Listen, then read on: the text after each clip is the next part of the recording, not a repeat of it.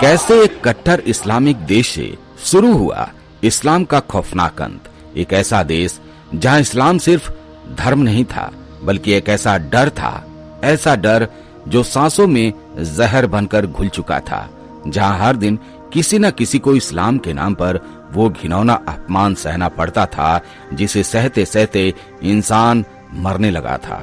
जहां हिजाब एक कपड़ा नहीं बल्कि जंजीर था, 3 तलाक एक फैसला नहीं था बल्कि मौत का फरमान था।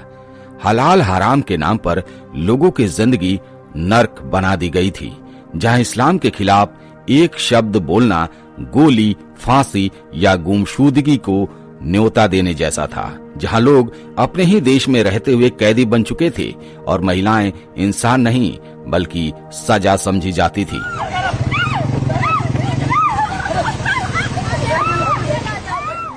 लेकिन आज उसी ईरान में डर ने करवट ली है।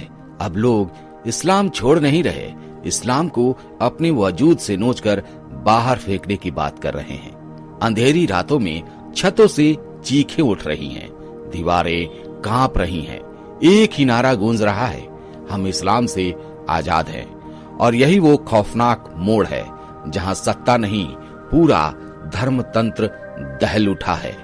जिस देश को दुनिया इस्लामी कानूनों का सबसे मजबूत और खौफनाक गढ़ मानती थी, आज उसी देश में लोग खुलेआम डर की दीवारों को नोच नोच कर गिरा रहे हैं।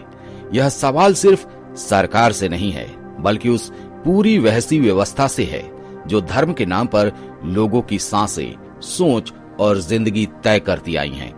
आज दीवारें सिर्फ ईंट पत्थर की नहीं रही, उन पर गुस्से से भरे नारे खून की तरह उभर रहे हैं। आधी रात को छतों से उठती आवाजें सन्नाटे को चीर रही हैं। इतिहास अब चुपचाप नहीं लिखा जा रहा बल्कि चीख चीख कर दर्ज हो रहा है, क्योंकि ईरान में अब डर मर रहा है। और वही डर जिसने दशकों तक लोगों को झुकाए रखा, आज उसी डर की कब्र खुद लोग खोद रहे हैं। ईरान एक इस्लामी गणराज्य नहीं बल्कि डर से चलने वाली एक ऐसी मशीन है जहां धर्म निजी आस्था नहीं है बल्कि सत्ता की रीढ़ बना दिया गया है। जहां कानून इंसाफ से नहीं बल्कि धर्म की मनचाही व्याख्या से पैदा होता है। जहां सुप्रीम लीडर हर चीज का मालिक है और राष्ट्रपति, संसद, अदालतें सिर्फ उसके आदेश की कठपुतलियां हैं।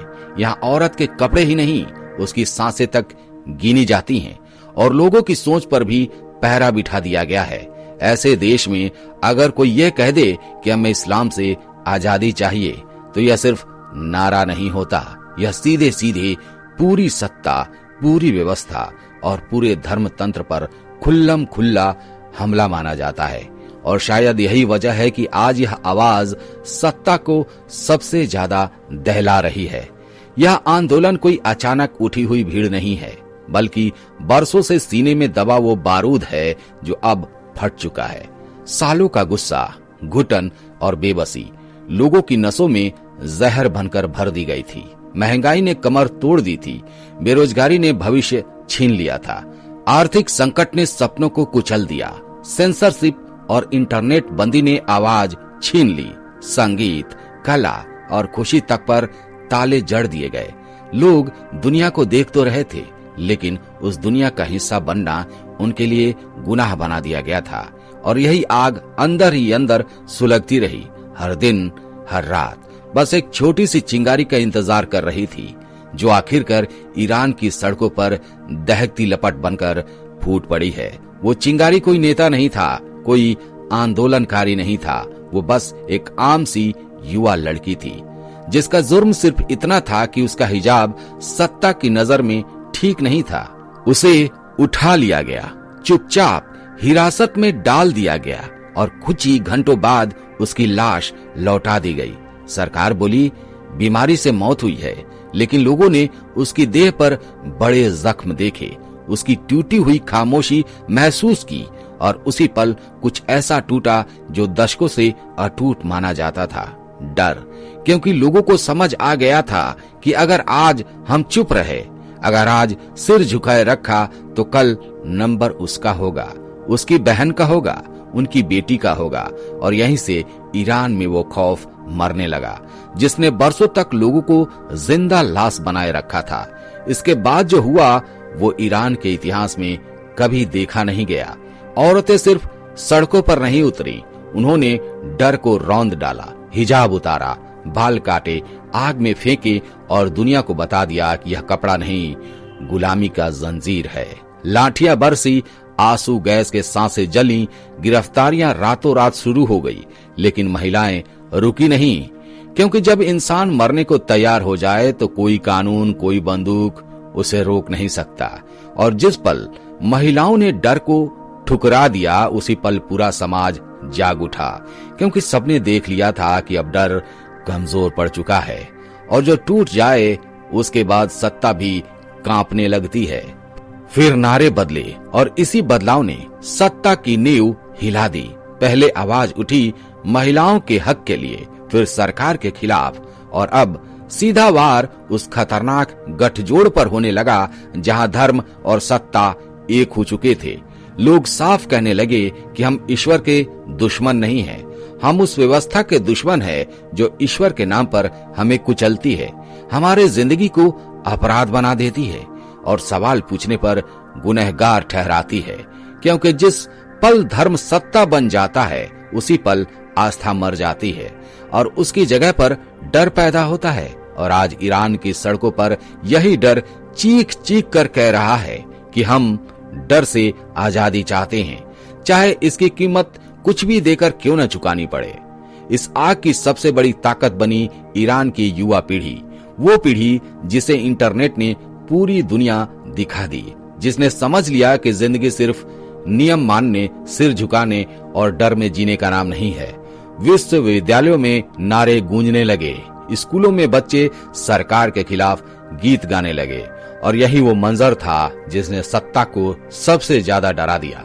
सरकार ने इंटरनेट काट दिया, गिरफ्तारियां बढ़ा दी, फांसी की धमकियां देने जाने लगी। लेकिन अब बहुत देर हो चुकी थी, क्योंकि जो सच्चाई एक बार आंखों में उतर जाए, जो आजादी का स्वाद एक बार जहन में बैठ जाए, उसे कोई ताला, कोई जेल, कोई बंदूक दोबारा कैद नहीं कर सकती।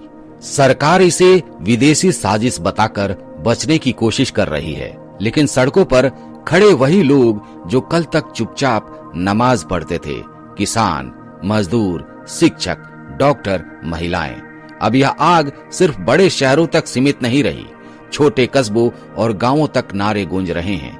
जेलें ठसाठस भरी हुई हैं, माताएं अपने बच्चों की तलाश में थानों और अदालतों के चक्कर काट रही हैं।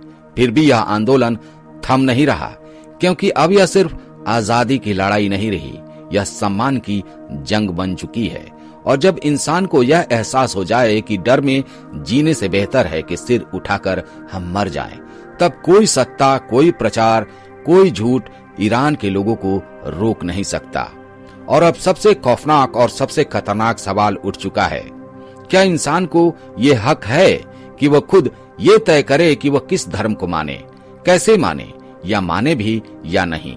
और यही सवाल इस पूरे आंदोलन को सत्ता के लिए जानलेवा बना देता है, क्योंकि यह सिर्फ सरकार को नहीं बल्कि उस नींव को चुनौती देता है जिस पर पूरा तंत्र खड़ा है। कोई नहीं जानता इसका अंजाम क्या होगा, यह क्रांति जीतेगी या फिर खून में दबा दी जाएगी। लेकिन एक सच्चाई अटल है दोस्तों, जिस समाज ने एक बार डर को मार दिया, जिसने घुटनों के बल जीने से इनकार कर दिया, उसे दोबारा पुराने सांचे में ठूंसना नामुमकिन हो जाता है। और शायद इसी सच्चाई से आज ईरान की सत्ता सबसे ज्यादा घबराई हुई है, क्योंकि बंदूकें बहुत कुछ कर सकती हैं, लेकिन आजादी की चाह को कभी हमेशा के लिए खत्म नहीं कर सकती।